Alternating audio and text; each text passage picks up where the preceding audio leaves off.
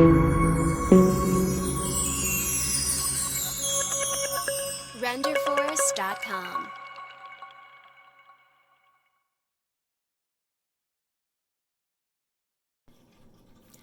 Hi all, I'm Trisha Peach, host of the Peach Buzz. I'm very excited that you're here today. No matter what area of ministry you're in, senior pastor, student ministries, children's ministries, this is our show that talks all about ministry. Today's is kind of a tough topic. Let's just be honest. We're talking about what happens when you have to ask a volunteer to step down. You know, you've heard the adage, I can't be fired, I'm a volunteer. But actually, sometimes you do have to ask volunteers to step down. And it's a very tough decision, and it should not be made lightly. So let's talk about that for a little bit. What would precipitate having to ask someone to step down from a ministry? And this can be really difficult if they've been in that ministry a really long time. When do you need to step in? Well, number one, if they're being divisive and insubordinate, and this would be a clear spirit of rebellion, gossiping, trying to get everybody else on their side, refusing to teach new curriculum. We dealt with that once where we'd introduced a new curriculum and we had a fantastic teacher that just said, nope, not teaching it, make me. And the problem with that is if they no longer have a teachable spirit and they're trying to get other people on their side and they're causing division, you're going to have a whole lot more problem if you let them stay.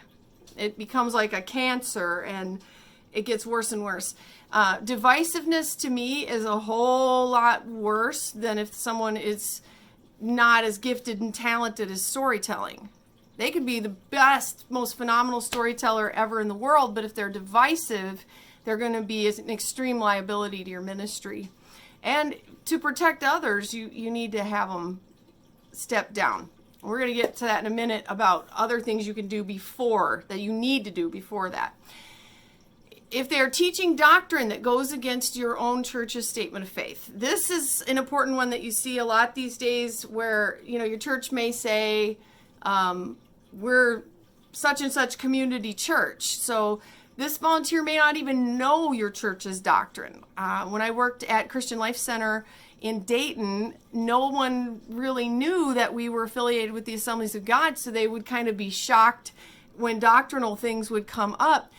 See, it's important that they know the church's doctrinal statement and where they stand, but if it's become clear that they're teaching something that is against your church's doctrinal statement, then you need to work with them, and ultimately if they won't stop, they're going to have to step down. It will cause too much confusion with the children if your church's stance is one thing and you're teaching something else.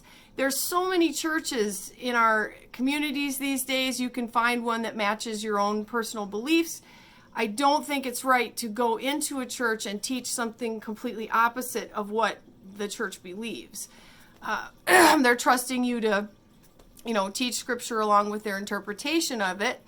So I would never step in to teach at a church without knowing their doctrinal statement, but a lot of people do. Number 3, we've all dealt with this, repeated no-call, no-shows. This is when somebody signs up to volunteer and then they just no-call, no-show. And I forgot, or I was visiting a friend. Now, I can understand that happening once or twice, that they're on the rotation, they were told, they were reminded, and they got sick and they didn't know who to call. So once or twice is fine, but repeated no-call, no-shows shows a lack of commitment. It shows a disrespect to the ministry. To me, it's kind of them saying, I don't really want to be here. And they may be counting on desperation on your part. We're all needing more volunteers. But when you set the bar that low, you may lose some of your regular volunteers or not get high quality volunteers because they know you don't care if they don't show up.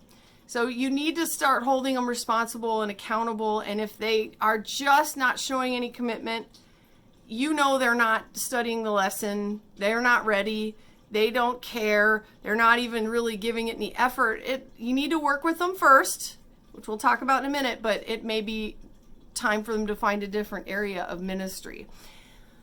Number 4, you may have to ask a volunteer to step down if it is clear they are not living by your church's denominational or behavioral standards. Nobody's perfect. I'm not saying if they are ever not perfect. No, I think what it's more about is if this person is flaunting something all over social media, you're going to have to address it. For example, we actually had this happen. We had someone that was teaching for us. Our church had a strong stance against alcohol consumption, and every single picture on his Facebook was him getting drunk in the bar. This is not going to work out. This is not going to work out. So we had to talk to him, and he was shocked. Again, never read the doctrinal statement, but you're going to have to step in because, again, if the church is teaching the kids one thing and then they're seeing a leader doing something completely different, you're going to have to step in.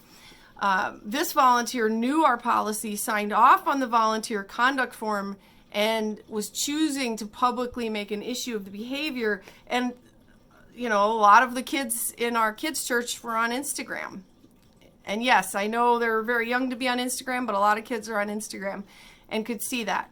So you never want to jump in any of these cases and just, that's it, you're fired. Unless there are a few cases where you need to step in and they're done. And those cases would be, number one, if they have committed a serious crime, and I'm talking convicted of it, they are arrested, if that child or another person has been put in serious danger by this volunteer. This would include the volunteer using any kind of physical punishments or threats, any sexual misconduct of any kind, especially with a child. You do not ever sweep that under the rug. They need to be told to step down immediately. And if they've been accused or they've been arrested and it's at trial, I usually will ask them to step down until the investigation is complete. Because the problem is going to be that will be on the news or in your local newspaper, and it's terrible to the people that are hearing about this or seeing this. Like, can you believe that church kept a known sex offender in there with the kids? That's how things spread. And also, you put your church open for massive lawsuits. So the safety of the kids is more important than anything else. Okay, so I hope I didn't bum you out too much there. We're going to finish this in part 2 next week. I want you to think about these things. Today we started talking about what do you do when you have a volunteer that you need to ask to step down. And I hope this doesn't happen very often in your ministry, but I'm sure it will at some point. Comment below what you've had happen if you have a really good tip for us, if this has to happen. Or if you've got a horror story, comment below on what might have happened when you had to ask a volunteer to step down.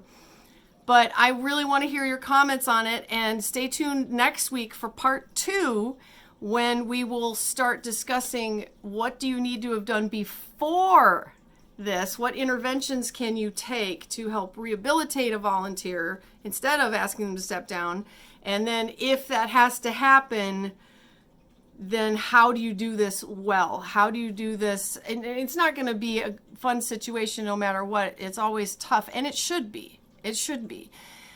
But there's some tips you should know when you have to finally have that conversation. So join us next week when we cover that on the Peach Buzz. I love you, and I hope you have a fantastic week. Okay, bye-bye.